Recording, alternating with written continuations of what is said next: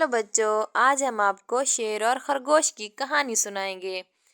एक घने जंगल में एक मगरूर शेर रहता था। वो खुद को सबसे ताकतवर समझता था और रोजाना किसी न किसी जानवर को पकड़कर खा लेता था। जंगल के सारे जानवर इससे बहुत डरते थे।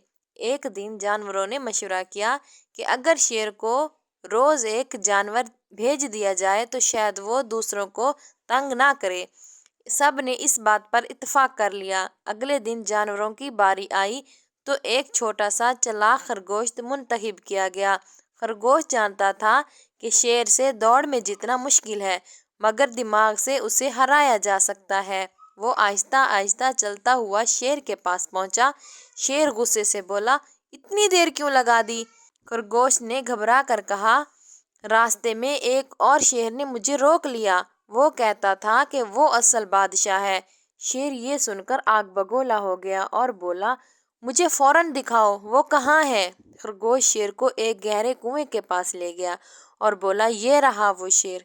शेर ने कुएं में झांका तो उसे अपना ही अक्स नजर आया। वो गुस्से में दौड़ा और कुएं में छलांग लगा दी।